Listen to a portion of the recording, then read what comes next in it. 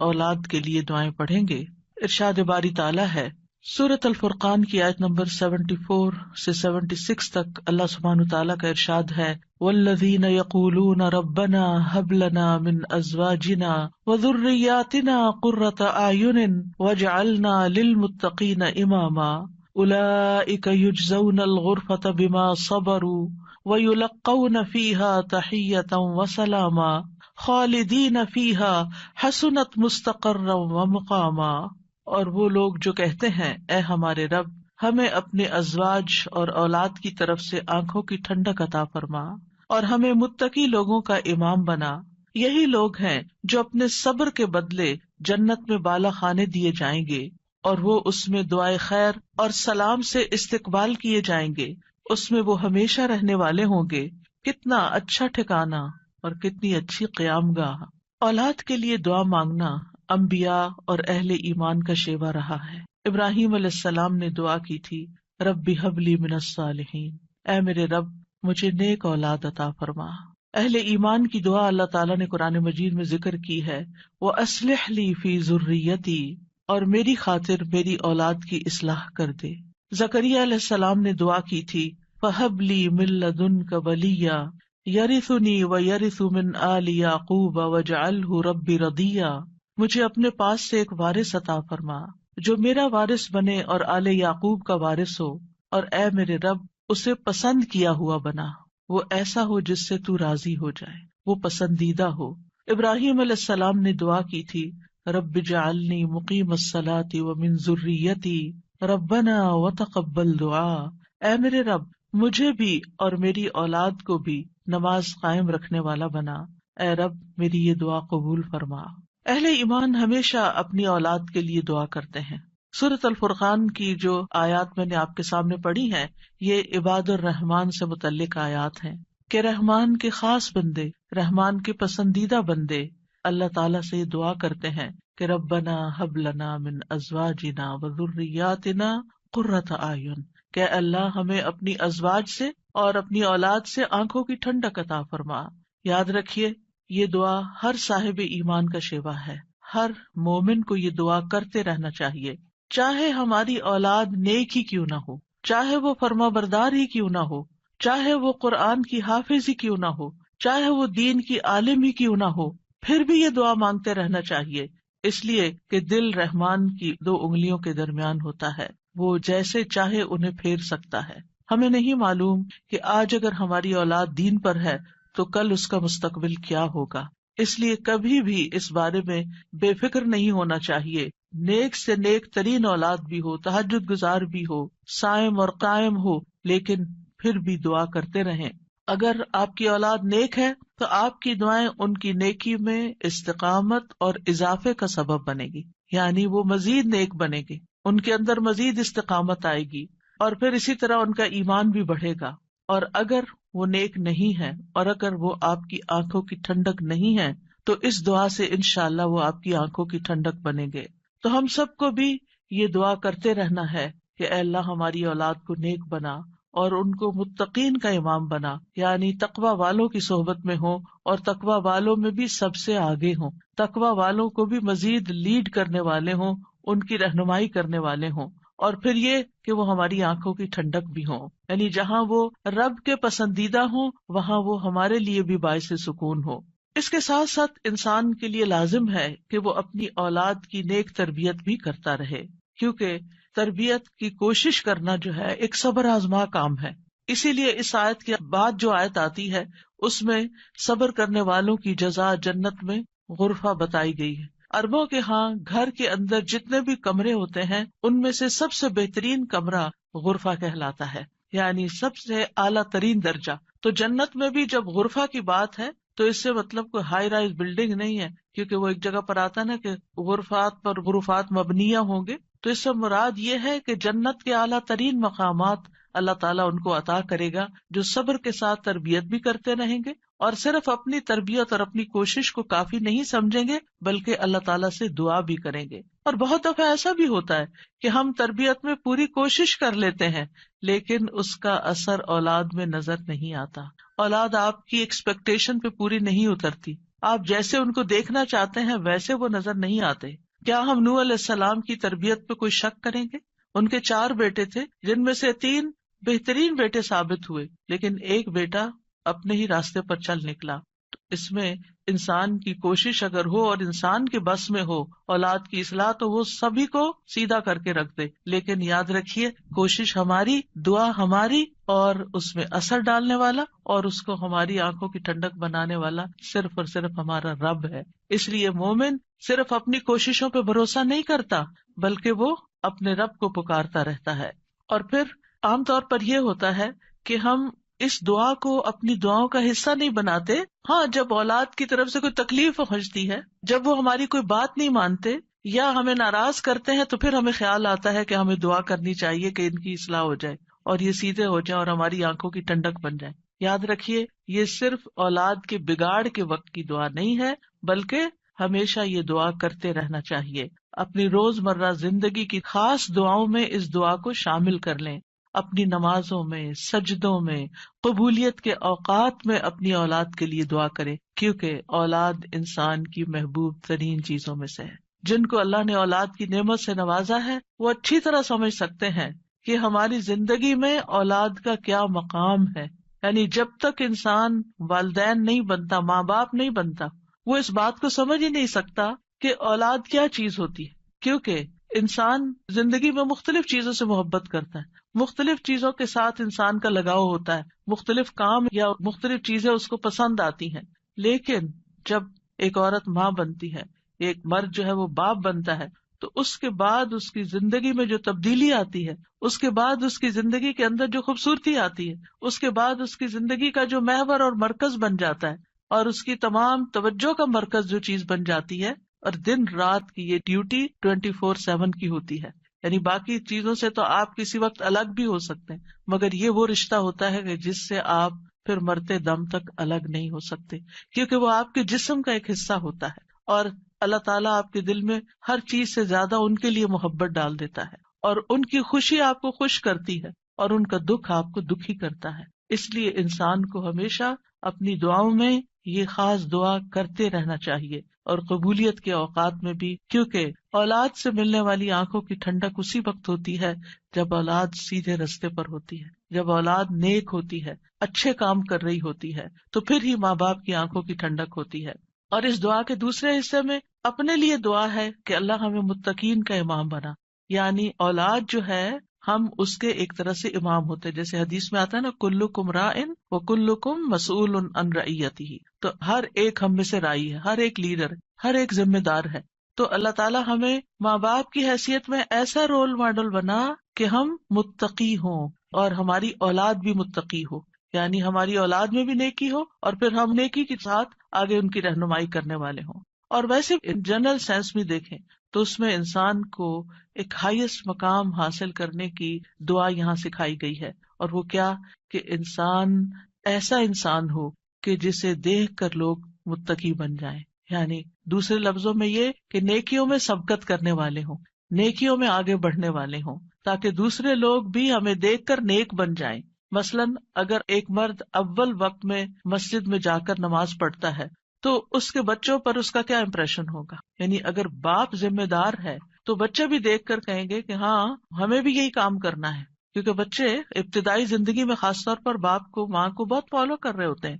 پھر اسی طرح اگر آپ کا پڑوسی آپ کو دیکھتا ہے، آپ کے کولیگز آپ کو دیکھتے ہیں کہ آپ کی توجہ سب سے زیادہ کس چیز کی طرف ہے، تو وہ بھی آپ کی دیکھا دیکھی نیکی کے کام میں آگے بڑھتے ہیں۔ آپ صدقہ کرتے ہیں اور کوئی آپ کو دیکھ رہا ہے، آپ کا مقصد نہیں دکھانا، لیکن کسی کو نظر آ جاتا ہے تو آپ کو دیکھ کر وہ بھی شروع کر دیتا ہے، تو آپ اس کے کیا بن گئے؟ امام، یعنی آپ لیڈ کر رہے ہیں، آپ آگے ہیں اور وہ آپ کو فالو کر رہے ہیں۔ تو ہمیں یہ دعا کرنی چاہیے اپنے لیے کہ اللہ ہمیں نیکی کے کاموں کا امام بنا، متقین کا امام بنا۔ تو یہاں ہم دیکھتے ہیں کہ یہ عباد الرحمن کی صفات میں سے ایک صفت ہے، اور وہ کہتے ہیں والذین یقولون ربنا ہب لنا۔ ہب کا لفظ جو ہے یہ ہبہ سے ہے، اور ہبہ کہتے ہیں بلا معاوضہ کوئی چیز دینا۔ یا رب ہم نے کچھ کیا نہیں، لیکن تو اپنے پاس سے ہمیں عطا فرما، اپنی خاص رحمت سے ہمیں یہ عطا فرما۔ من ازواجنا، ازواج کا لفظ جو ہے یہ زوج سے ہے، جن اور حیوانات ان سب میں نر اور مادہ پایا جاتا ہے جو ہر ایک دوسرے کا زوج کہلاتا ہے. یعنی عورت کے لیے بھی یہ لفظ استعمال ہوتا ہے اور مرد کے لیے بھی استعمال ہوتا ہے. اگر مرد یہ دعا کریں گے تو اپنی بیویوں کے لیے کریں گے کہ ہماری بیویاں ہمارے لیے آنکھوں کی ٹھنڈک ہوں، اور اگر عورتیں یہ دعا کریں گی تو ان کے ازواج ان کے خاوند ہوں گے کہ ان کو ہمارے لیے آنکھوں کی ٹھنڈک بنا. اور ذریات سے مراد ذریت جو ہے صرف اولاد نہیں ہوتی، اولاد کی اولاد بھی ذریت کہلاتی ہے. کیونکہ آپ نے دیکھا ہوگا کہ جب آپ اپنی اولاد کے لیے دعا کرتے ہیں اور وہ کسی قابل ہوتی، بڑی ہوتی، پھر ان کے بچے پیدا ہوتے ہیں تو بعض اوقات اپنے بچوں سے زیادہ بچوں کے بچے پیارے ہو جاتے ہیں، اور اگر وہ نیک بنتے ہیں تو ہمیں آنکھوں کی ٹھنڈک نصیب ہوتی ہے، اور اگر بچوں کے بچوں میں کوئی بگاڑ آ جائے تو آپ ایکولی دکھ اور تکلیف میں مبتلا ہو جاتے ہیں. تو اس لیے یہ بہت جامع دعا ہے کہ ہم صرف اپنے لیے نہیں، اپنے بچوں کے لیے نہیں، بلکہ اپنی نسلوں کے لیے دعا کر رہے ہوتے ہیں. تو ربنا ہب لنا من ازواجنا و ذریاتنا، اور ذریات میں قرۃ اعین، آنکھوں کی ٹھنڈک. آپ کو معلوم ہے کہ آنکھیں ٹھنڈی بھی ہوتی ہیں اور گرم بھی ہوتی ہیں. آنکھوں سے جب آنسو بہتے ہیں، خوشی کے آنسو بہیں تو آنکھیں ٹھنڈی ہوتی ہیں، اور اگر غم کے آنسو ہوں تو آنکھیں گرم ہو جاتی ہیں. تو آنکھوں کی ٹھنڈک کا مطلب ہے خوشی، مسرت. اور پھر یہ کہ آنکھوں کی ٹھنڈک ہو تو انسان پرسکون رہتا ہے، نیند بھی سکون سے آتی ہے. کہ بچوں کی طرف سے اگر انسان کو بے فکری ہو کہ وہ اچھے کام کر رہے ہیں، اچھی جگہ پر ہیں، سیف ہینڈز میں ہیں، تو انسان کے بہت سے غم، دکھ، پریشانیاں ختم ہو جاتی ہیں، وہ بے فکر ہو جاتا ہے. اور پھر اسی طرح یہ ہے کہ جب آنکھوں کی ٹھنڈک ہوتی ہے تو انسان کے دل کو بھی قرار ملتا ہے. یعنی آنکھوں کی ٹھنڈک صرف آنکھوں تک نہیں رہتی، بلکہ آنکھوں سے انسان جو کچھ دیکھتا ہے وہ اس کے دل تک اتر جاتا ہے. ابن عباس کہتے ہیں اس سے مراد ان کی وہ اولاد ہے جو اللہ کی اطاعت کے کام کرے تاکہ دنیا اور آخرت میں انہیں آنکھوں کی ٹھنڈک نصیب ہو. یعنی جو بچے نیک ہوتے ہیں وہ ماں باپ کے لیے ان کی زندگی میں بھی خوشی کا باعث ہوتے ہیں، اور جب ماں باپ فوت ہو جاتے ہیں تو وہ ان کے لیے صدقہ جاریہ بن جاتے ہیں. اور پھر جب قیامت کے دن اٹھیں گے اور اولاد اور والدین کو اللہ سبحانہ وتعالی جمع کر دے گا اپنی جنتوں میں، تو یہ وہاں بھی ان کو دیکھ دیکھ کر خوش ہوتے رہیں گے. آبویسلی جو بچے ماں باپ کے ساتھ نہیں جا سکیں گے، جو ماں باپ کا دین چھوڑ گئے یا ان کا راستہ چھوڑ گئے یا نماز روزہ چھوڑ گئے، تو پھر ظاہر ہے کہ وہ بچے چاہے دنیا میں کتنے بھی کامیاب کیوں نہ ہوں، وہ آخرت میں ساتھ نہیں ہوں گے. تو اس لیے جب یہ دعا کرتے ہیں تو اس میں ان کی ہدایت اور صلاح کی دعا بھی آ جاتی ہے. یعنی یہاں اس دعا سے مراد صرف بچوں کا ظاہری حسن اور خوبصورتی اور ان کی دنیا کی کامیابیاں اور دنیا میں ان کا مال و دولت کمانا، یہ بھی ٹھیک ہے، خوشی کی بات ہوتی ہے. بچہ خوبصورت ہو تو ماں باپ کو بہت اچھا لگتا ہے، بچہ اگر کامیاب ہو، کوئی ڈگری کر لے تو ماں باپ کو بہت اچھا لگتا ہے، بچے کو اچھی جاب مل جائے تو ماں باپ بہت خوش ہوتے ہیں. اور جو ماں باپ صرف دنیا کے لیے جیتے ہیں اور جن کا مطلب اور مقصد، ایم اور گول صرف دنیا کمانا ہوتا ہے، وہ انہی باتوں پر خوش ہوتے رہتے ہیں. لیکن جو اہل ایمان ہوتے ہیں ان کی خوشی صرف اس چیز میں نہیں ہوتی، ان کی خوشی اولاد کی نیکی میں ہوتی ہے کہ ہماری اولاد نیک ہو. تو جب ہم یہ کہتے ہیں کہ ہمیں آنکھوں کی ٹھنڈک عطا کر، تو اس سے مطلب یہ ہوتا ہے کہ اللہ وہ تیرے اطاعت گزار ہوں، فرما بردار ہوں، خیر اور بھلائی کے کاموں میں آگے جانے والے ہوں، اللہ کی عبادت اچھے طریقے سے کرنے والے ہوں، گناہوں اور حرام کاموں سے بچنے والے ہوں.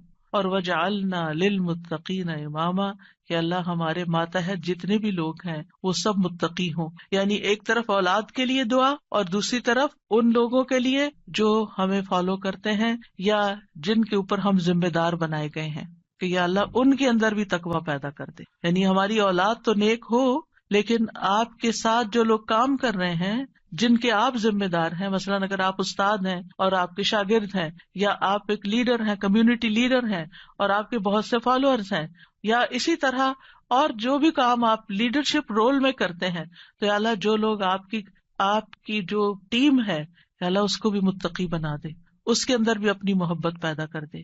کتنی خوبصورت دعا ہے. ظاہر ہے کہ انسان انہی لوگوں کے ساتھ ہوتا ہے، یا تو گھر میں ہوتا ہے یا باہر کام پر ہوتا ہے. جب گھر میں ہوتا ہے تو کیا ہوتا ہے، بیوی اور بچوں کو دیکھ کر انسان اپنی آنکھیں ٹھنڈی کرتا ہے، اس کو ایک پرسکون ماحول ملتا ہے. اور جب وہ گھر سے باہر ہوتا ہے، اپنی جاب پر ہوتا ہے، اپنی ٹیم کے ساتھ ہوتا ہے، تو ان کی نیکی، ان کا اخلاق، ان کا تقوی دیکھ دیکھ کر اس کی آنکھیں ٹھنڈی ہوتی رہتی. سنسیئر مخلص ساتھیوں کا مل جانا یہ اللہ تعالیٰ کی بہت بڑی نعمت ہوتی ہے.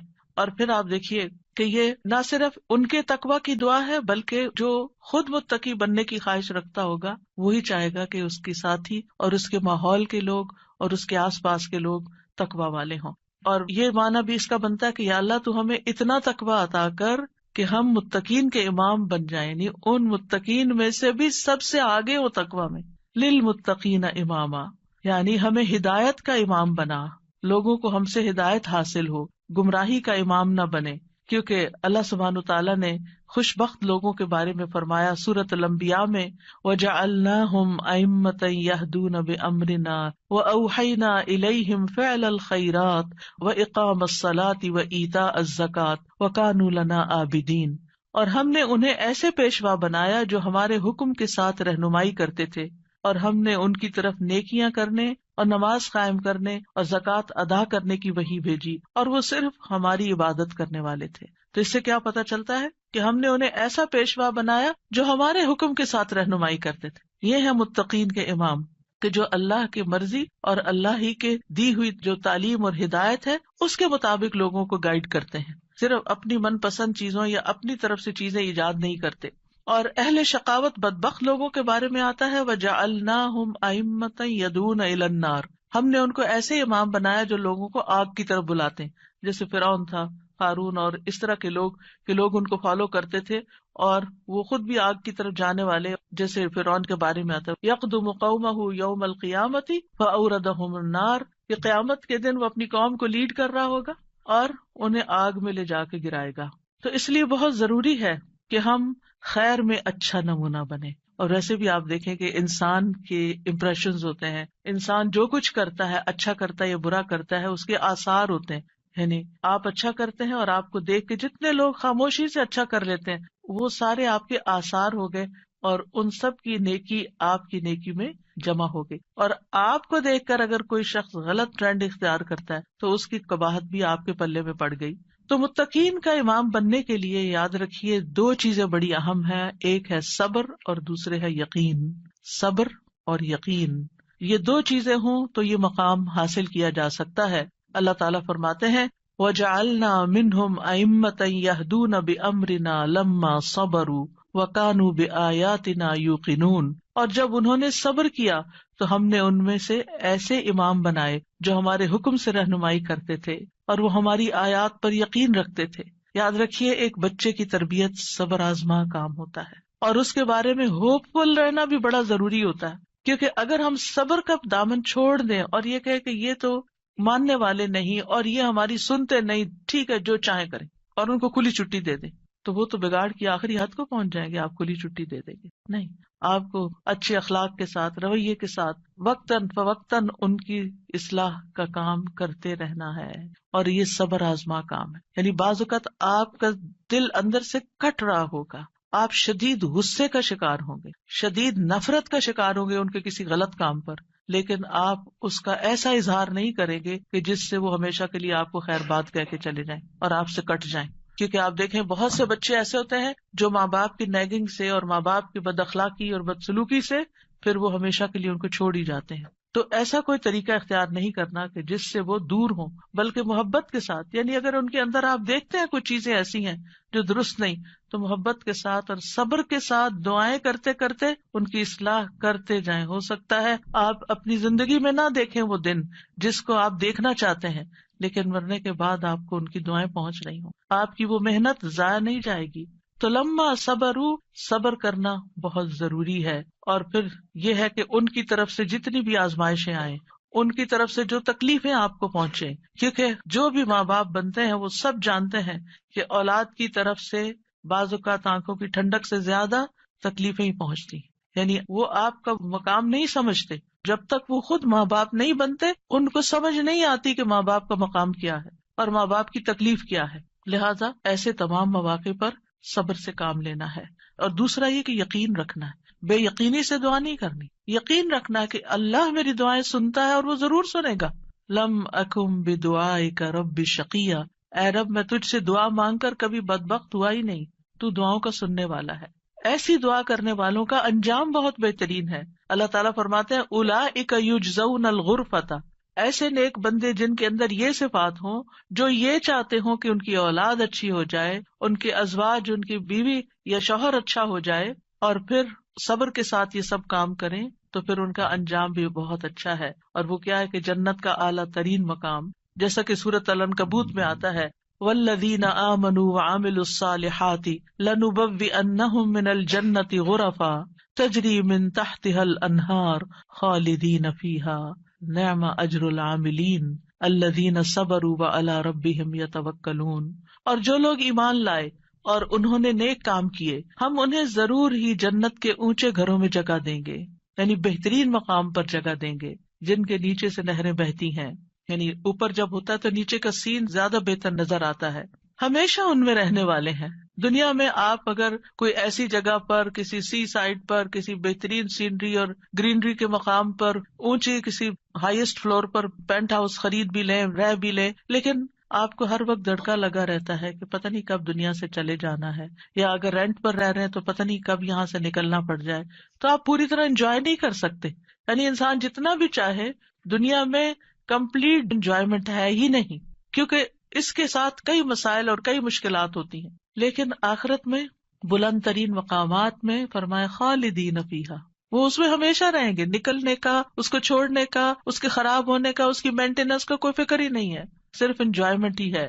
نعم اجر العاملین، لیکن یہ کس کو ملتا ہے؟ جو عمل کرتے ہیں، جو کام کرتے ہیں، جو محنت کرتے ہیں. کتنا اچھا اجر ہے عمل کرنے والوں کا. کون ہے وہ عمل؟ کیا دو عمل بتائے گئے؟ الذین صبروا وعلی ربہم یتوکلون، وہ جو صبر کرتے ہیں اور اپنے رب پر توکل کرتے ہیں، بھروسہ کرتے ہیں. اور اس کے علاوہ حدیث سے بھی اس مقام کو حاصل کرنے کی بات ہمیں پتہ چلتی ہے. نبی صلی اللہ علیہ وسلم نے فرمایا جنتی لوگ اپنے سے بلند کمرے والے کو، غرفہ والوں کو اپنے اوپر ایسے دیکھیں گے جیسے وہ دنیا میں چمکدار گہرے ستارے کو دیکھتے. اتنے بلند ہوں گے ان کے مقامات. آپ سوچئے کبھی آپ جب جہاز پر ونڈو سیٹ پر بیٹھے ہوتے ہیں تو آپ جب نیچے دیکھتے ہیں تو بعض اوقات بہت ہی خوبصورت مناظر نظر آتے ہیں. تو آپ سوچئے کہ جس کا گھر وہ ستارے کی جگہ پر ہو، اتنا بلند مقام اس کو مل چکا ہو، تو پھر اس کو کیا کچھ نظر نہیں آئے گا نیچے.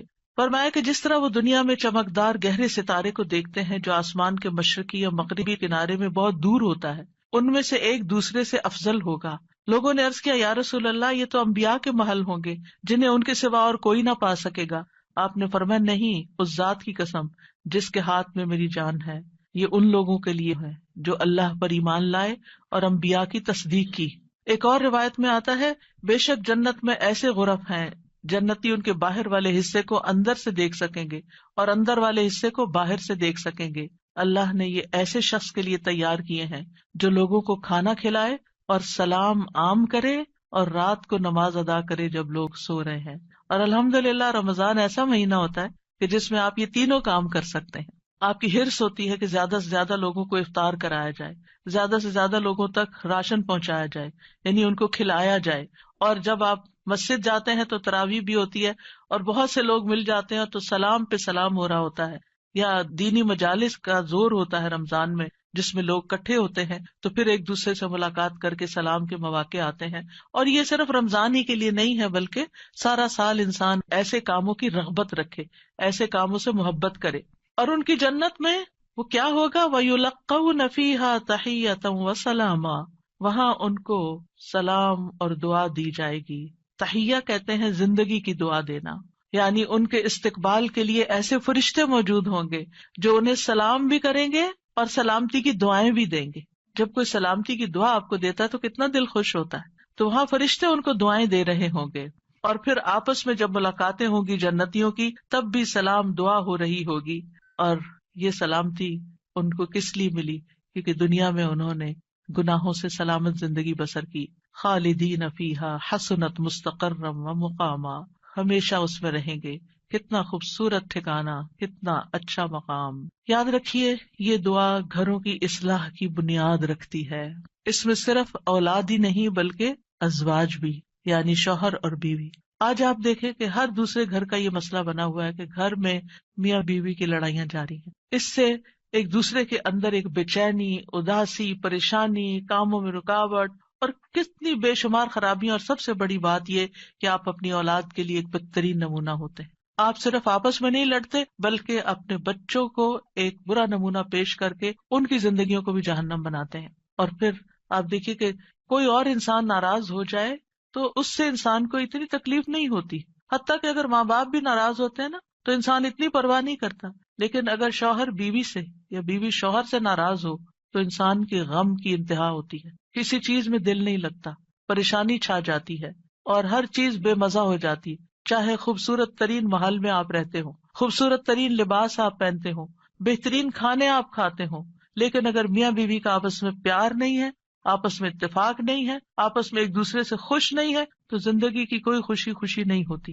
تو اس لیے بہت ضروری ہے کہ اس دعا سے کام لیا جائے، اور جہاں کہیں تھوڑے بہت بھی پرابلمز ہیں وہ بھی انشاءاللہ حل ہو جائیں گے، اور جہاں بڑے مسائل ہیں اور جہاں مسائل نہیں بھی وہاں بھی یہ دعا پڑھی جائے تاکہ گھروں کے اندر ایک خوبصورتی آئے. یعنی اللہ تعالیٰ نے ہمیں منع تو نہیں کیا کہ دنیا میں ہم محبت سے زندگی نہ گزاریں، یعنی ہمیں دنیا میں بھی محبت چاہیے، آپس کی اتفاق اور پیار چاہیے. ایک محبت جو ہوتی ہے وہ انسان کی ضرورت ہوتی ہے، ایک دوسرے کی کیئر کرنا ایک ضرورت ہوتی ہے ہر انسان کی. اور اللہ سبحانہ تعالیٰ نے جوڑے بنائے کیوں ہیں؟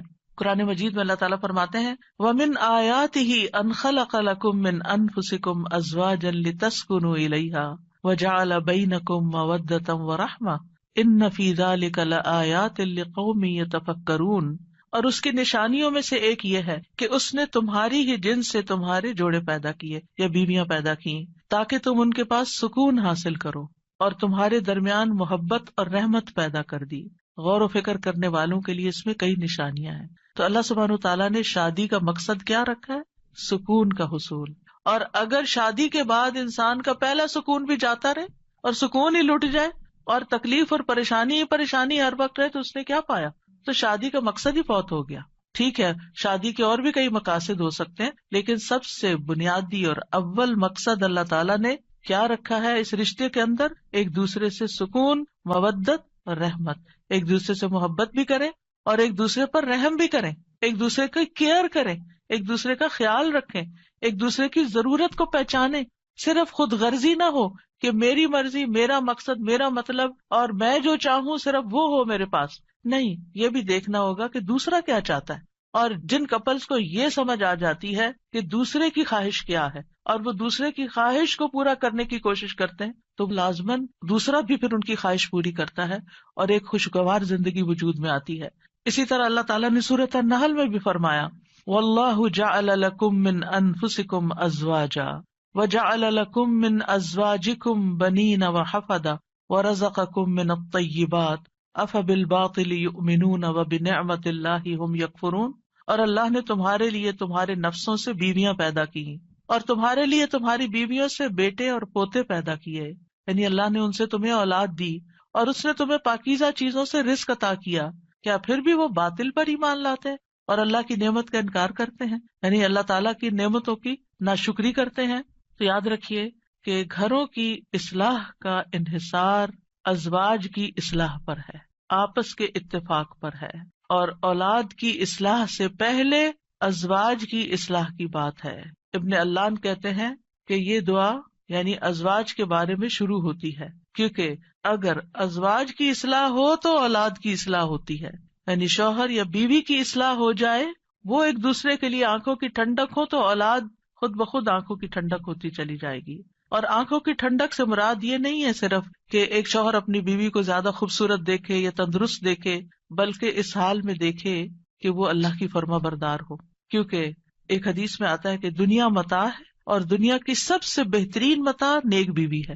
یعنی دنیا میں جتنی بھی نعمتیں ہیں ان میں سے سب سے بڑی نعمت ایک مرد کے لیے کیا ہے؟ ایک نیک بیوی ہے، ایک اچھی بیوی ہے. اور نیکی صرف نماز روزے کا نام نہیں ہوتی، نیکی اچھے اخلاق کا نام ہوتی ہے. ایک اور حدیث میں آتا ہے نا کہ جب ایک عورت 5 وقت کی نماز پڑھے، رمضان کے روزے رکھے اور اپنے شوہر کی اطاعت کرے، جب وہ اس کو دیکھے، اس کو خوش کر دے، تو وہ جنت کے جس دروازے سے چاہے داخل ہو جائے. یعنی اس تعلق کی بہتری اور خوبصورتی کا اتنا زیادہ اہتمام کیا گیا ہے. اور پھر آپ دیکھیں کہ متقین کا امام بننے کے لیے انسان کو پہلے گھر میں اچھا امام بننے کی ضرورت ہے. یعنی گھر سے باہر آپ اسی صورت میں اچھے امام بن سکتے ہیں جب آپ گھر کے اندر خوبصورتی لاتے ہیں اور اس کے لیے کوشش بھی کرتے ہیں. دیکھیے کچھ رشتے ہمیں اللہ کی طرف سے بنے بنائے مل جاتے ہیں، جیسے ماں باپ کا رشتہ ہے. ماں باپ سے آپ کو انکنڈیشنل لو ملتا ہے.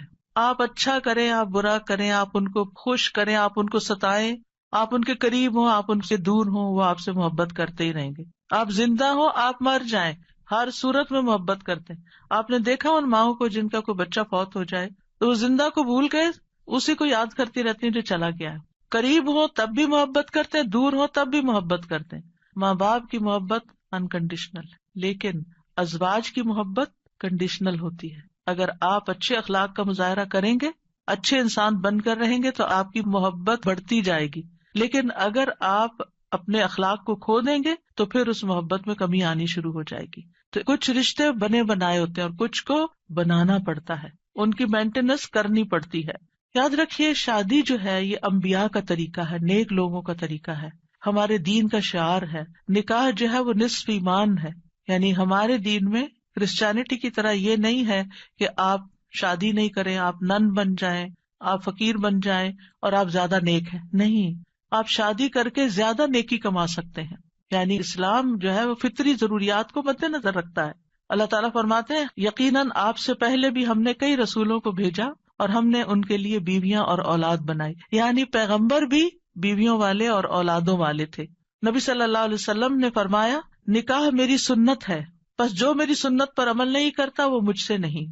تم لوگ شادی کیا کرو، یعنی شادی کرنا بھی ایک نیکی کا کام ہے، عبادت ہے، کیونکہ میں تمہاری تعداد کی بنا پر سابقہ امتوں سے کثرت تعداد میں مقابلہ کروں گا. ایک اور روایت سے پتہ چلتا ہے کہ شادی نہ کرنے والا نبی صلی اللہ علیہ وسلم کے طریقے سے منہ موڑنے والا ہے. آپ کو یاد ہوگا کہ وہ 3 صحابہ جو نبی صلی اللہ علیہ وسلم کی ایبسنس میں حضرت عائشہ کے پاس پوچھنے گئے تھے کہ آپ کے اعمال کیا ہیں، تو جب انہوں نے بتایا تو ان کا وہ تو اللہ کے نبی ہیں، تو اس لیے ایک نے کہا میں کبھی گوشت نہیں کھاؤں گا، دوسرے نے کہا میں کبھی رات کو نہیں سوؤں گا، تیسرے نے کہا میں کبھی شادی نہیں کروں گا. تو نبی صلی اللہ علیہ وسلم کو جب یہ باتیں پتہ چلی تو آپ نے اللہ تعالیٰ کی حمد و ثنا کی اور فرمایا ان لوگوں کو کیا ہو گیا ہے جنہوں نے ایسی اور ایسی باتیں کہی ہیں. میں رات میں نوافل بھی پڑھتا ہوں، سوتا بھی ہوں، نفلی روزہ رکھتا ہوں اور چھوڑ بھی دیتا ہوں، نکاح بھی کرتا ہوں، بس جو شخص میرے طریقے سے منہ موڑے گا وہ مجھ سے نہیں، یعنی وہ میری امت میں سے نہیں ہے جو میرے اس طریقے کو پسند نہ کرے. اللہ سبحانہ وتعالیٰ نے خود نکاح کی رغبت دلائی ہے. وَأَنكِحُوا الْأَيَامَ مِنكُمْ وَالصَّالِحِينَ مِنْ عِبَادِكُمْ وَإِمَائِكُمْ، اور اپنے میں سے بے نکاح مردوں اور عورتوں کا نکاح کر دو، اور اپنے غلاموں اور اپنی لونڈیوں میں سے جو نیک ہیں ان کا بھی. نکاح میں دیر کیوں کرتے ہیں عام طور پر؟ کہ ابھی بچے کچھ کماتے نہیں ہیں. فرمایا اگر وہ محتاج ہوں گے اللہ ان کو اپنے فضل سے غنی کر دے گا، اور اللہ وسعت والا اور سب کچھ جاننے والا ہے. اور پھر شادی ویسے بھی آپ دیکھیں نگاہ کی حفاظت کا ذریعہ ہے، شرمگاہ کی حفاظت کا ذریعہ ہے، نصف دین مکمل کرنے کا ذریعہ ہے. حدیث میں آتا ہے جب کوئی شخص نکاح کر لیتا ہے تو اپنا آدھا دین مکمل کر لیتا ہے، لہذا چاہیے کہ باقی آدھے دین کے بارے میں اللہ سے ڈرتا رہے. پھر آپ دیکھیے کہ صرف دنیا میں نہیں آخرت میں جنت میں بھی پاکیزہ جوڑے ہوں گے. وَلَهُمْ فِيهَا أَزْوَاجٌ مُطَهَّرَةٌ، پاکیزہ بیویاں ہوں گی. اہل جنت سے کہا جائے گا ادخلوا الجنت انتم وازواجکم تحبرون، تم اور تمہاری بیویاں جنت میں داخل ہو جاؤ، تم خوش رکھے جاؤ گے. فرشتے اہل ایمان اور ان کی بیویوں اور بچوں کے لیے دعائیں کرتے ہیں. کیا کہتے ہیں؟ ربنا وادخلہم جنات عدن التی وعدتہم ومن صلح من آبائہم وازواجہم وذریاتہم انک انت العزیز الحکیم. اے ہمارے رب، اور انہیں ہمیشگی کے باغات میں داخل کر جن کا تو نے ان سے وعدہ کیا تھا، اور ان کے آباء و اجداد اور ان کی بیویوں اور ان کی اولادوں میں سے جو نیک ہوئے ان کو بھی جنت میں داخل کر. یعنی یہ فرشتے اہل ایمان کے لیے دعا کرتے ہیں. اور جنت میں کوئی بھی کمارا نہیں ہوگا، یعنی جن لوگوں کی دنیا میں شادی نہیں ہوئی ان کو بھی اللہ تعالیٰ جوڑے عطا کرے گا، اور جن کے شوہر پہلے فوت ہو گئے یا بیوی فوت ہو گئی، یا ایک نیک تھا اور ایک جنت میں نہیں گیا دوسرا جہنم میں چلا گیا، تو ان کو بھی اللہ تعالیٰ وہاں جوڑے عطا کرے گا. اور کوئی بھی ایسا نہیں ہوگا کہ جو تنہائی کا شکار ہو، آئسولیشن کا شکار ہو، کیونکہ انسان کی زندگی میں اگر کمپینین ہوتا ہے تو انسان کے لیے سکون کا باعث ہوتا ہے. اور خاص طور پر اگر نیک بیوی ہو.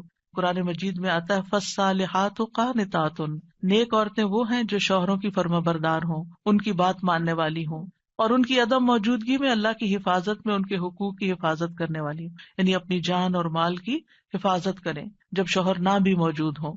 پھر ہمیں یہ کہا گیا ہے کہ پاک دامن عورت سے شادی کی جائے، اور عورت سے شادی کا معیار کیا رکھا گیا؟ نبی صلی اللہ علیہ وسلم نے فرمایا عورت سے 4 چیزوں کی وجہ سے نکاح کیا جاتا ہے، اس کے مال و دولت کی وجہ سے، یا اس کے حسب نسب کی وجہ سے، یا اس کی خوبصورتی کی وجہ سے، یا اس کی دینداری کی وجہ سے۔ تیرے ہاتھ خاک آلود ہوں، دیندار عورت سے شادی کر کے کامیابی حاصل کرو، کیونکہ اگر دین والی تمہارے گھر میں آئے گی تو وہ اللہ سے ڈرنے والی ہوگی، اس کا اخلاق اچھا ہوگا، اس کے اندر بگاڑ نہیں ہوگا، تمہیں اس کو بار بار نماز کی پابندی کے لیے نہیں کہنا پڑے گا، اس کو نیکی کی طرف لانے کے لیے بہت ایفرٹ نہیں کرنی پڑے گی۔ اور پھر آپ دیکھیں کہ ایک ماں کے اوپر انحصار ہوتا ہے کہ بچوں کی کیا تربیت کرتی ہے، کیونکہ تربیت اولاد باپ کا حصہ کم ہوتا ہے، ماں کا حصہ زیادہ ہوتا ہے۔ اگر ایک بچہ اپنی ماں کو نیک دیکھتا ہے تو اس کے اندر ایک نیکی کی محبت پیدا ہوتی ہے۔ تو بہرحال یہ رشتے جو ہیں ان کے لیے دعا بھی ہے، اور اس کے ساتھ ساتھ انتخاب بھی اچھا ہو، اور پھر ان کو بنانے کے لیے کوشش بھی رہے۔ اللہ تعالیٰ مردوں کو حکم دیتے ہیں وَعَاشِرُوهُنَّ بِالْمَعْرُوفِ، عورتوں کے ساتھ بھلے طریقے سے زندگی بسر کرو، یعنی ان کے حقوق ادا کرو، اور ایک دوسرے سے محبت کرنا جو ہے یہ بھی دین کا حصہ ہے۔ عقبہ بن عامر کہتے ہیں میں نے رسول اللہ صلی اللہ علیہ وسلم کو یہ فرماتے ہوئے سنا کہ اسلام میں جائز لہو میں 3 چیزیں آتی ہیں: انسان کا اپنی بیوی کے ساتھ دل لگی میں مصروف ہونا، ہنسی مذاق کرنا، اپنے گھوڑے کی دیکھ بھال کرنا یعنی اس کے ساتھ ٹائم اسپینڈ کرنا، اور تیر اندازی کرنا۔ بظاہر دیکھا جائے تو یہ ٹائم ویسٹر بھی ہو سکتے ہیں، لیکن یہ ہمارے دین میں ایک نیکی تصور کیے جاتے ہیں۔ یہ شغل جو ہے یا یہ ہابیز جو ہیں یہ پسندیدہ ہے۔ پھر یہ ہے کہ شوہر اور بیوی کو ایک دوسرے کا حق ادا کرنا ہے، کیونکہ یہ حقوق اللہ نے ایک دوسرے کے ذمے رکھے ہیں اور اللہ تعالیٰ قیامت کے دن پوچھے گا۔ بعض اوقات ایک بیوی یہ کہتی ہے کہ میں شوہر کا حق نہیں دیتی کیونکہ وہ بھی میری فلاں بات نہیں مانتا، یا شوہر یہ کہتا ہے میں بیوی کا حق نہیں دیتا کیونکہ میری وہ فلاں بات نہیں مانتی۔ نہیں، جب تک آپ اس رشتے میں ہیں دونوں کو ایک دوسرے کا حق دیتے رہنا چاہیے۔ اور کیوں دینا چاہیے؟ کہ اللہ کا حکم ہے، اس لیے نہیں کہ شوہر خوش ہوگا یا بیوی خوش ہوگی، اس لیے کہ میرے رب کا حکم ہے، اس لیے مجھے یہ کام کرنا ہے۔ اور جب آپ رب کو راضی کرتے ہیں تو رب بندوں کو بھی آپ سے راضی کر دیتا ہے۔ پھر اسی طرح یہ ہے کہ ایک دوسرے سے اچھے اخلاق کے ساتھ پیش آنا۔ نبی صلی اللہ علیہ وسلم نے فرمایا ایمان کے لحاظ سے کامل مومن وہ ہے جو اخلاق میں سب سے اچھا ہے، اور تم میں سے بہتر شخص وہ ہے جو اپنے گھر والوں کے لیے اچھا ہے، اور ایک روایت میں بیویوں کے لیے اچھا ہے۔ اس میں آپ دیکھیے کہ لوگ گھر سے باہر تو ہر ایک سے بڑا اچھا اخلاق رکھتے ہیں، لیکن گھر میں منہ بنا کے رکھتے ہیں، تو یہ اچھے اخلاق کی علامت نہیں۔ اللہ تعالیٰ نے جو کرائیٹیریا دیا ہے وہ کیا ہے کہ سب سے اچھا وہ ہے جس کا گھر میں اخلاق اچھا ہے۔ پھر اسی طرح یہ ہے کہ بد زبانی نہیں کرنی چاہیے۔ پھر بیوی کے ذمہ ہے کہ شوہر کی بات ماننے کے علاوہ شوہر کے مال اور اولاد کی حفاظت کرنے والی ہو، ان کو ضائع نہ کرے، صابر و شاکر ہو۔ شوہر کی ذمہ داری کیا ہے کہ گھر والوں پر خوشی سے خرچ کرے، اور نبی صلی اللہ علیہ وسلم نے فرمایا جو شخص اپنے اوپر خرچ کرتا ہے تاکہ وہ اس کے ذریعے لوگوں سے مانگنے سے بچے، وہ اس کے لیے صدقہ ہے۔ یعنی آپ اپنی پرسنل نیڈز کے لیے اسپینڈ کرتے ہیں، یہ بھی صدقہ ہے۔ جو شخص اپنی بیوی اور بچوں اور اپنے گھر والوں پہ خرچ کرتا ہے وہ بھی صدقہ شمار ہو جاتا ہے، یعنی شوہر کے نامہ اعمال میں وہ نیکی لکھی جاتی ہے کہ یہ اپنی بیوی پر بچوں پر خرچ کرنے والا ہے۔ پھر اسی طرح اچھے گزران کا اصول کیا ہے کہ ایک دوسرے کی اچھی عادتوں پر نظر رکھی جائے اور بری عادتوں کو اگنور کیا جائے۔ اگر ہم نے یہ ایکویشن بدلی کہ بری عادتوں کو ہر وقت ہائی لائٹ کیا، تم یہ نہیں کرتی، تم یہ نہیں کرتے، تم یہ نہیں کرتی، تم یہ نہیں کرتے، تو پھر زندگی جہنم بن سکتی ہے۔ کیونکہ ہر وقت اگر انسان اسی میں کڑتا رہے کہ اس شخص میں کیا خرابی ہے، کیا نہیں ہے، کیا کون سی برائی ہے، کون سی غلط عادت ہے، اور اسی پر لڑائی جھگڑا کرتا رہے، تو زندگی میں انجوائمنٹ نہیں رہتی۔ بلکہ اس کے برعکس نبی صلی اللہ علیہ وسلم نے یہ فرمایا کوئی مومن شخص کسی مومن عورت سے بغض نہ رکھے، یعنی بیوی سے نفرت نہیں کرنی چاہیے۔ اگر عورت کی ایک عادت ناپسند ہوگی تو کوئی دوسری عادت پسند ہوگی، تو کیا مطلب ہے کہ ناپسند بات کو چھوڑو، جو پسندیدہ ہے اس پر نظر رکھو۔ پھر اسی طرح یہ ہے کہ نیک اولاد کے لیے بھی کوشش کے علاوہ اور دعائیں بھی ہمیں سکھائی گئی ہیں، جیسے ان کی پیدائش سے پہلے ہی دعا کرنا، ربی حب لی من الصالحین، اے میرے رب مجھے نیک اولاد عطا کر۔ یعنی ابھی اولاد ہوئی نہیں لیکن پہلے سے ہی دعا مانگنا شروع ہو جائے انسان کہ اللہ مجھے نیک اولاد دینا۔ اور پھر یہ کہ شادی کے وقت ایسی عورت کا انتخاب کرنا جس کے اندر بچے پیدا کرنے کی صلاحیت ہو، کیونکہ نبی صلی اللہ علیہ وسلم نے اس بات کا حکم دیا کہ محبت کرنے والی اور زیادہ بچے پیدا کرنے والی عورت سے شادی کرو، یعنی یہ ہمارے دین میں پسندیدہ چیز ہے۔ پھر اسی طرح شادی سے ملنے والی جو نیک اولاد ہے اس کا فائدہ کیا ہے کہ وہ مرنے کے بعد والدین کے لیے دعائیں کرتی ہے اور ماں باپ کے لیے صدقہ جاریہ بن جاتی ہے، اور یہ والدین کی درجات کی بلندی کا ذریعہ بنتا ہے۔ جہاں تک اولاد کی تربیت کا تعلق ہے تو اولاد کے بارے میں سوال ہوگا، یعنی ماں باپ دونوں سے پوچھا جائے گا کہ انہوں نے ان کی تربیت میں کیا کوشش کی. پھر اسی طرح اولاد کا پہلا حق کیا ہے؟ حدیث میں آتا ہے نبی صلی اللہ علیہ وسلم نے فرمایا اپنے نطفوں کے لیے اچھی عورت کا انتخاب کرو، یعنی نیک عورت کا انتخاب کرو، اور دین میں ہم پلہ عورتوں سے نکاح کرو اور ہم پلہ مردوں کو اپنی بیٹیوں کا نکاح کر کے دو. پھر اسی طرح اچھے باپ کا انتخاب. رسول اللہ صلی اللہ علیہ وسلم نے فرمایا جب ایسا شخص تمہارے پاس نکاح کا پیغام بھیجے جس کے دین اور اخلاق سے تم مطمئن ہو تو اس سے اپنی بیٹی کا نکاح کرو. یعنی اوباش آوارہ لڑکے ہوں تو پھر ان کے ساتھ شادی نہیں کرو، کیونکہ شادی کے بعد کیا ہوگا، آپ کی بیٹی کو مصیبت میں ڈال دے گا. فرمایا اگر ایسا نہیں کرو گے تو زمین میں فتنہ اور زبردست فساد برپا ہوگا، یعنی پھر فساد ہی فساد، بگاڑ ہی بگاڑ.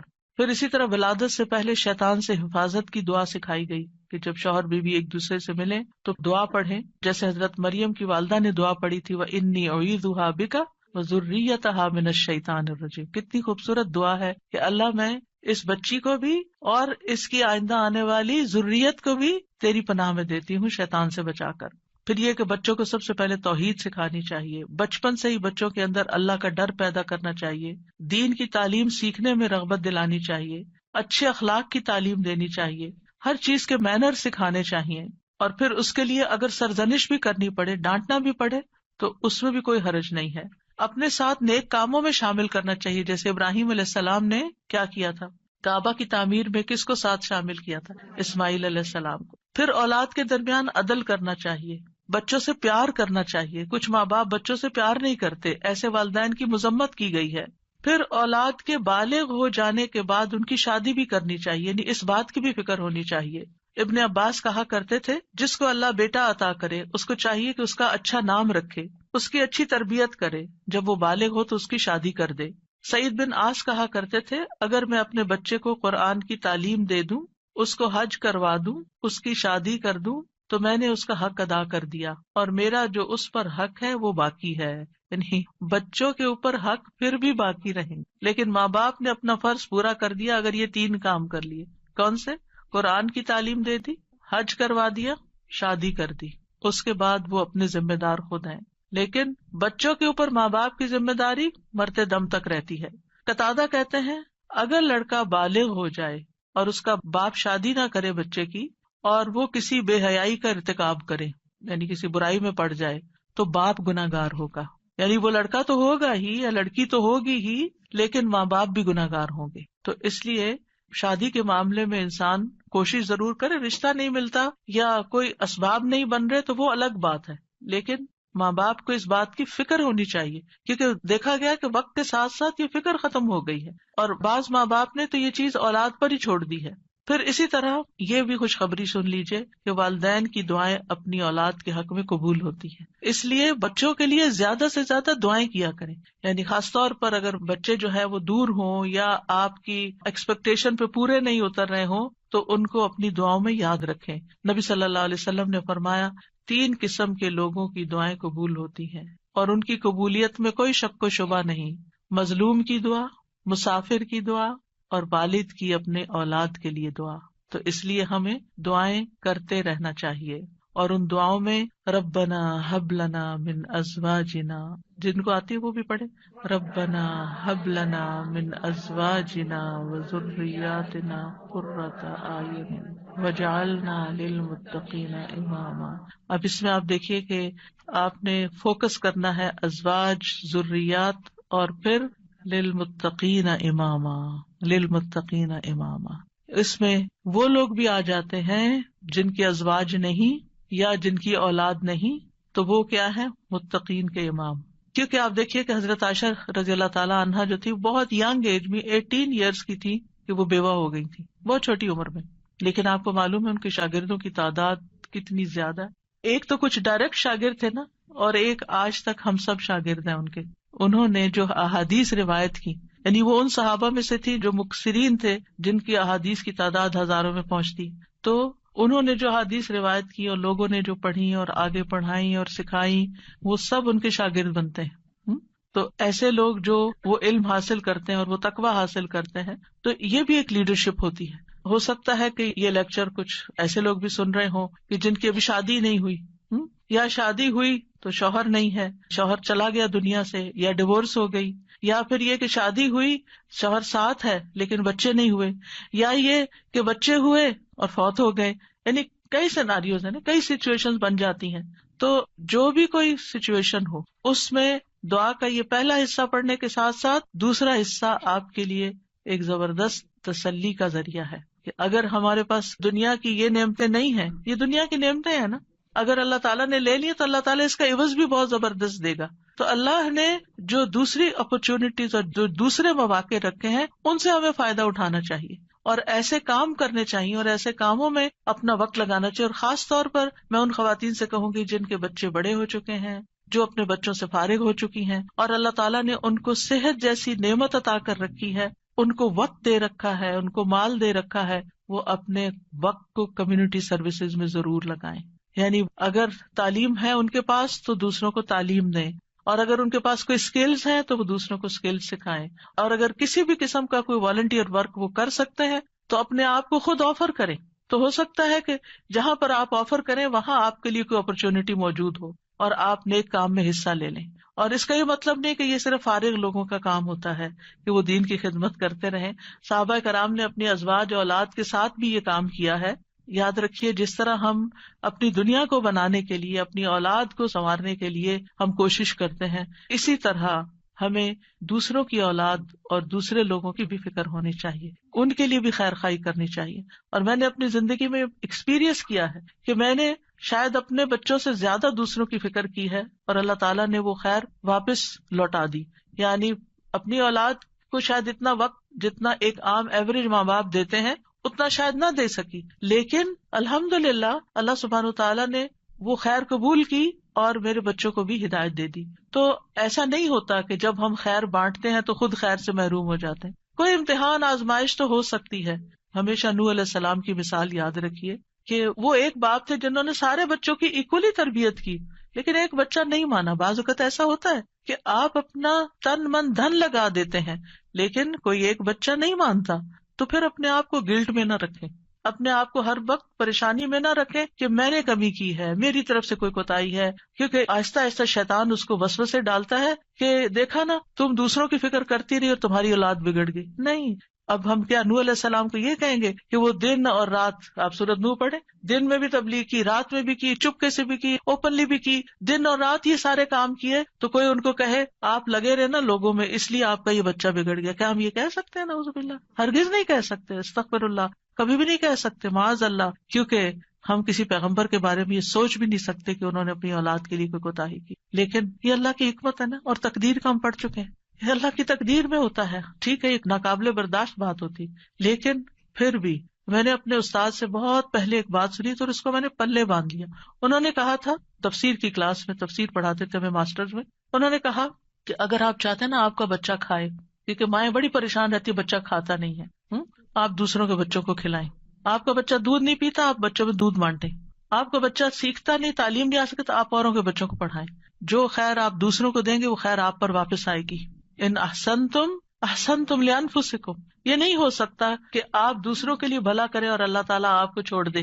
ان تنصروا اللہ ینصرکم ویثبت اقدامکم، دین کی مدد کرنا اللہ کی مدد حاصل کرنے کا ذریعہ ہے اور ثابت قدمی کا، دین پر ثابت قدمی کا. کیونکہ آپ دیکھیے اگر آپ پاور ہاؤس سے اپنے گھر کی بجلی کا کنیکشن کاٹ دیتے ہیں تو کیا ہوتا ہے، آپ کا گھر اندھیرے میں چلا جاتا ہے. قرآن سے، قرآن والوں سے، قرآن کی مجالس سے اگر آپ اپنے آپ کو یہ کہہ کے پیچھے کر لیتے ہیں کہ میں اپنے بچوں کی تربیت کر رہی ہوں تو یہ ایک دھوکا ہوگا، کیونکہ ایسے بچوں کی تربیت نہیں ہوتی. اگر آپ کا دل خالی ہے اور آپ کے اندر ایمان بھرا ہوا نہیں ہے، اگر آپ کے اندر یقین نہیں ہے، اگر آپ ایک اچھے رول ماڈل نہیں ہیں، اور یہ ساری چیزیں آپ کو قرآن سے جڑے رہنے سے ملتی ہیں، قرآن والوں سے جڑے رہنے سے ملتی ہیں، تو پھر آپ اپنے بچے کی تربیت خالی خولی کہاں سے کریں گے؟ آپ 24 گھنٹے بھی اپنے بچے پہ اینک لگا کے رکھے نا کہ میں اس پہ توجہ کر رہی ہوں، ہدایت پھر بھی اللہ نے دینی. لیکن جب آپ اللہ کا کام کریں گے تو انشاءاللہ اللہ تعالیٰ آپ کے بچوں کو ضرور ہدایت دے، وہ آپ کو تنہا نہیں چھوڑے گا. اور اگر پھر بھی ان کو ہدایت نہیں ملتی تو معلوم نہیں اللہ کی کیا حکمت ہے جو ہمیں نہیں پتا. ہمیں نہیں پتا، ہو سکتا ہے کسی ایک بچے کی تکلیف ہمارے اللہ کے ساتھ جڑے رہنے کا ذریعہ بن جائے. بعض اوقات ایسا ہوتا ہے نا کہ ساری نعمتیں ملی ہوتی سارے بچے بہت آؤٹ اسٹینڈنگ ہوتے ہیں، ایک بچہ پڑھ کے ہی نہیں دیتا. میری اپنی ایک رشتے دار ہے ماشاءاللہ، 6 بچے ان کے، 5 ڈاکٹر ہیں، ایک نہیں بنی. تو اب اللہ کی مرضی نا، باپ بھی ڈاکٹر، سارا گھرانہ ڈاکٹرز کا، لیکن جو نہیں بنی اب وہ سارا وقت اپنے آپ کو کوسے، شاید میں نے اس کی تربیت میں کوئی کمی کی، شاید میں نے اس کو صحیح سے نہیں پڑھایا. نہیں بھائی، اس کی نہیں تھی دلچسپی. ہر کوئی ڈاکٹر نہیں بننا چاہتا، ہر کوئی دین کا عالم نہیں بننا چاہتا، ہر کوئی وہ کام نہیں کرنا چاہتا جو آپ اس کے لیے سجیسٹ کر رہے ہیں. اس کی اپنی ایک سوچ ہے، اس کی اپنی ایک رائے ہے. تو اس میں بچوں کو مارجن بھی دیں، اس میں تھوڑی سی آزادی بھی دیں، اور ان کے لیے خوب دعائیں کریں. کیونکہ جب ہماری زندگی میں کوئی مشکل آ جاتی ہے نا، کوئی آزمائش آ جاتی ہے، تو پھر کیا ہوتا ہے، ہم اللہ سے اور قریب ہو جاتے ہیں. بعض اوقات پتہ کیا ہوتا ہے، ہم نماز کے ساتھ چند نوافل پڑھ لینا ایکسٹرا، اور چند نفلی روزے رکھ لینا، اور حج کے ساتھ عمرہ بھی کر لیں، پھر ہم اپنے آپ کو کیا سمجھنے لگتے ہیں، ہم بہت نیک ہو گئے ہیں، ہم نے بہت اچھے اچھے کام کر لیے ہیں. لیکن ہوتا کیا ہے کہ ابھی کمی ہوتی ہے کہیں اور ہمیں پتہ نہیں ہوتا، اتنے میں اللہ کی طرف سے کوئی آزمائش آ جاتی ہے. پھر جو ہماری دعاؤں میں رونا ہوتا ہے، اور پھر جو ہماری دعاؤں میں اخلاص ہوتا ہے، اور پھر جو ہماری دعاؤں میں اصرار ہوتا ہے اور تکرار ہوتا ہے اور ہمارا تڑپنا ہوتا ہے، وہ اس سے پہلے نماز، روزہ، حج، زکوٰۃ کسی چیز میں نہیں تھا. ہم آزمائش کے ساتھ جتنے اللہ کی طرف جاتے ہیں، نعمتوں کے ساتھ اتنے نہیں جاتے. یہ مانی ہوئی بات ہے، ہم سب کا تجربہ ہے. تو اس لیے بہت ضروری ہے کہ ہم کوشش کریں اور اس کے ساتھ ساتھ اللہ سے دعا کرتے رہیں، وَجْعَلْنَا لِلْمُتَّقِينَ إِمَامًا. اللہ ہمیں متقی ساتھی دے، متقی دوست دے، متقی اٹھنے بیٹھنے والے دے. ایسے لوگوں میں اٹھے بیٹھے ملیں جلیں اور ان کی رہنمائی کریں کہ جو تقوی والے ہوں، تاکہ ہمارے تقوی میں بھی اضافہ ہوتا چلا جائے. کیونکہ انسان اپنے ماحول کی پیداوار ہوتا ہے، جس طرح کے دوستوں میں، جس طرح کے لوگوں میں وہ رہتا ہے، ویسی ہی سوچ اس کی بننا شروع ہو جاتی ہے. اور پھر ابراہیم علیہ السلام کی دعا بھی کہ ربی ہب لی من الصالحین، کہ اللہ اپنے پاس سے ہی صالح بچہ دے دے، میں تو نیک بنانے سے رہا. اور یہ ابراہیم علیہ السلام مانگ رہے ہیں، اور اللہ سبحانہ تعالیٰ نے پھر ان کو کیسی نیک اولاد عطا کی. اسماعیل علیہ السلام کتنے فرما بردار تھے، اسحاق علیہ السلام کتنے غلام علیم تھے، علم والے، اور ان کی نسل میں بھی علم آیا. اور پھر آپ دیکھیے کہ ابراہیم علیہ السلام نے یہاں صرف یہ نہیں کہا کہ ربی حبلی من الصالحین، بلکہ اس سے پہلے ایک بات کہی تھی. وہ کیا تھی؟ سورہ صافات میں وقال انی ذاہب الی ربی سیہدین، میں اپنے رب کی طرف جا رہا ہوں، میں رب کا بن رہا ہوں، وہ مجھے ہدایت دے گا. پھر مانگا اللہ مجھے نیک اولاد بھی دے. ہم کیا کرتے ہیں، ہم خود تو نیک بنتے نہیں، انی ذاہب الی ربی کرتے نہیں، نہ نیکی کی طرف جاتے ہیں، نہ نیک کام کرتے ہیں، نہ دین کا کام کرتے ہیں، اور پھر ہم کہتے ہیں اللہ مجھے نیک اولاد دے، میری اولاد کو نیک بنا دو. یہ کیسے ہوگا؟ پہلے آپ خود تو بنے، پہلے آپ خود تو وہ کام کریں کہ جو آپ کو کر کے دکھانے ہیں بچے کو کہ ایسے نیک کام کرتے ہیں. اور پھر آپ دیکھیں کہ ابن جریر طبری کہتے ہیں کہ ابراہیم علیہ السلام کی دعا یہ تھی کہ اللہ مجھے اپنی طرف سے ایسا بیٹا عطا کر جو نیک لوگوں میں سے ہو، ایسے لوگ جو تیری اطاعت کرتے ہیں، تیری نافرمانی نہیں کرتے، زمین میں اصلاح کے کام کرتے ہیں اور زمین میں فساد برپا نہیں کرتے. یعنی مجھے ایسی اولاد چاہیے. اس سے یہ بات بھی پتہ چلتی ہے کہ انسان خواہ کتنا ہی قدر و منزلت والا ہو، خلیل اللہ ہی کیوں نہ ہو، پھر بھی وہ اللہ کا محتاج ہے، پھر بھی وہ اللہ تعالیٰ سے دعائیں کرے کہ ربی حبلی من الصالحین. اور اصلاح کی اپنی ایک اہمیت ہے، یعنی صرف اولاد نہیں مانگی بلکہ نیک اولاد مانگی، کیونکہ صرف اولاد آپ کے لیے مصیبت کا سبب ہو سکتی ہے، اور نیک اولاد آپ کے لیے آنکھوں کی ٹھنڈک کا سبب ہوگی. اور پھر یہ کہ ابراہیم علیہ السلام کی دعاؤں میں وَمِن ذُرِّيَّتِنَا أُمَّةً مُسْلِمَةً لَكَ، سبحان اللہ، اتنی بڑی دعا مانگ لی. یعنی صرف نیک اولاد نہیں بلکہ ہماری ذریات، یعنی اولاد کی اولاد، اولاد کی اولاد، اولاد کی اولاد، اس میں ایک امت مسلمہ پیدا کر دے. کتنے خوبصورت الفاظ کا چناؤ تھا. پہلے حبلی کہا، اللہ تحفہ چاہیے تیری طرف سے، ہدیہ چاہیے، ہبہ چاہیے، میں نے کچھ نہیں کیا، مجھے تیری طرف سے عنایت چاہیے کہ تو مجھے ایسا بیٹا عطا کر دے کہ جس کے اندر فطرت میں اندر خیر ہو، اندر نیکی ہو، اور بڑا ہو کے وہ اچھے کام کرے. اور پھر صرف یہ نہیں، وَمِن ذُرِّيَّتِنَا أُمَّةً مُسْلِمَةً لَكَ، اللہ ہماری اولاد میں سے ایسے لوگ پیدا کر جو تیرے فرما بردار ہو، مُسْلِمَةً لَكَ ہوں. اور پھر آپ دیکھیے کہ کس طرح اللہ سبحانہ تعالیٰ نے ابراہیم علیہ السلام کو نوازا. سبحان اللہ، ابو الانبیاء ہے، انبیاء کے باپ ہیں. اور پھر آپ دیکھیے کہ جتنے بھی الہامی مذاہب ہیں، کرسچینٹی ہے یا جوڈازم ہے، اسلام ہے، ان سب کے وہی لیڈر ہیں. اللہ تعالیٰ نے کہا تھا نا، انی جاعلک للناس اماما، یا ابراہیم میں تمہیں لوگوں کا امام بنانے والا ہوں. اور کس طرح پھر اللہ تعالیٰ نے ان کو امام بنایا. پھر اسی طرح اگر اولاد نہ ہوتی ہو تو پھر یہ دعا کرتے ہیں رب لا تذرنی فردن وانت خیر الوارثین، اے میرے رب تو مجھے اکیلا نہ چھوڑ، تو ہی سب وارثوں میں سے بہتر وارث ہے۔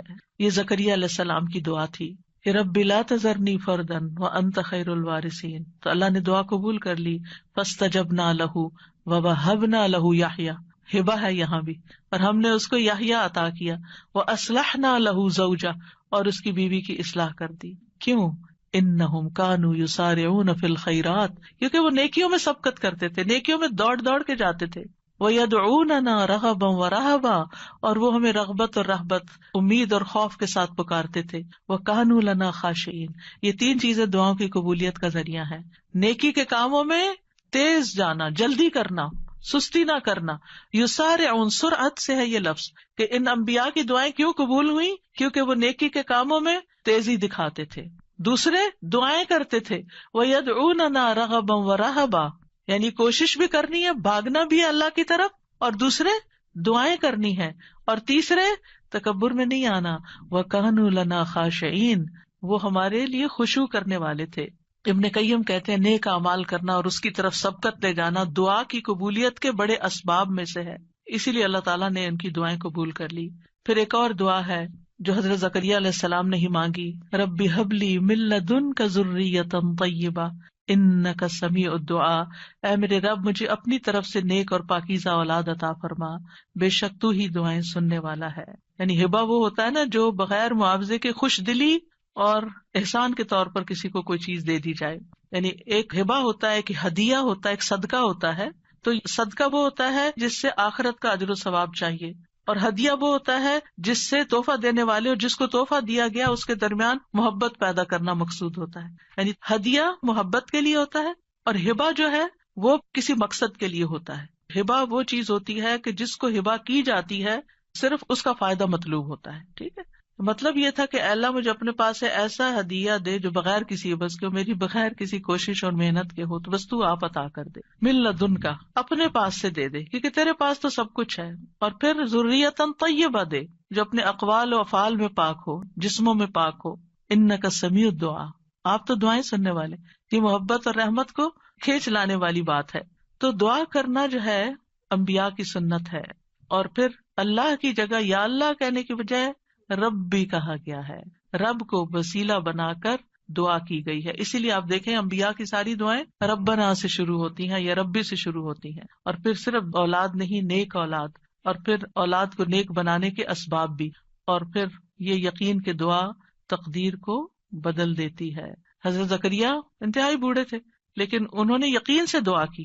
اور پھر ابراہیم علیہ السلام کی دعا، رب اجعلنی مقیم الصلاۃ ومن ذریتی ربنا وتقبل دعا، اے میرے رب مجھے بھی اور میری اولاد کو بھی نماز قائم رکھنے والا بنا، اے میرے رب میری یہ دعا قبول فرما۔ ربنا اغفر لی ولوالدی وللمؤمنین یوم یقوم الحساب، اے ہمارے رب مجھے اور میرے والدین اور تمام مومنوں کو اس دن معاف فرما دے جب حساب لیا جائے گا۔ رب اوزعنی ان اشکر نعمتک التی انعمت علی وعلی والدی وان اعمل صالحا ترضاہ واصلح لی فی ذریتی، یہ بھی اولاد کے لیے دعا ہے کہ اللہ میری ذریت کی اصلاح کر دے، میری ذریت کو نیک بنا دے۔ انی تبت الیک، میں تیری طرف واپس پلٹتا ہوں، توبہ کرتا ہوں۔ وانی من المسلمین، اور بلا شبہ میں فرما بردار ہوں۔ اور ربنا وجعلنا مسلمین لک ومن ذریتنا امۃ مسلمۃ لک وارنا مناسکنا وتب علینا انک انت التواب الرحیم، اے ہمارے رب ہم دونوں کو، یعنی ابراہیم اور اسماعیل علیہ السلام نے مانگی تھی دعا، اپنا فرما بردار بنا لے، اور ہماری اولاد میں سے ایک جماعت پیدا کر جو تیری فرما بردار ہو، اور ہمیں اپنی عبادت کے طریقے بتلا، اور ہماری توبہ قبول فرما، بے شک تو بڑا توبہ قبول کرنے والا، نہایت رحم کرنے والا ہے۔ اور پھر آپ دیکھیے کہ کس طرح اللہ سبحانہ تعالیٰ نے وہ دعا قبول کی، اور محمد صلی اللہ علیہ وسلم ان کی اولاد میں پیدا ہوئے، اور پھر ان سے امت مسلمہ پیدا ہوئی۔ تو یہ دعا جو ہے اس کی قبولیت میں بہت عرصہ لگا تھا لیکن قبول ہوئی، تو اس لیے انسان کو مایوس نہیں ہونا چاہیے۔ اور اسی طرح یہ دعا جو مسنون دعا ہے، اللہم انی اعوذ بک من جار السوء ومن زوج تشیبنی قبل المشیب، ومن ولد یکون علی ربن یا ربن ومن مال یکون علی عذابا ومن خلیل ماکر عینہ ترانی وقلبہ یرعانی ان رأى حسنۃ دفنها واذا رأى سیئۃ اذاعها۔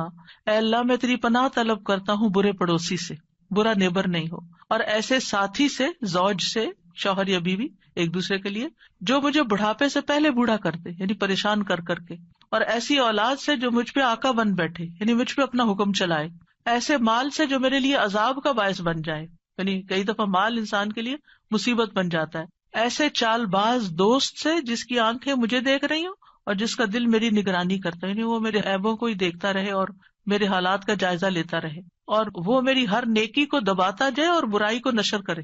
کچھ ایسے بھی لوگ ہوتے ہیں نا آپ کے آس پاس کہ جو آپ کو اپنا دوست بتاتے ہیں، یعنی آپ کے لیے اپنی دوستی ظاہر کرتے ہیں، لیکن وہ آپ کی ہر نعمت سے جلتے ہیں اور آپ کی ہر خرابی سے خوش ہوتے ہیں، اور آپ کے اندر کوئی کمی بیشی ہو تو جا کے دوسروں میں نشر کر دیتے ہیں۔ تو یہاں 5 چیزوں کی برائی سے بچنے کی دعا کی گئی ہے: برا پڑوسی، بد اخلاق مرد یا عورت، نافرمان اولاد، عذاب بننے والا مال، اور چال باز دوست۔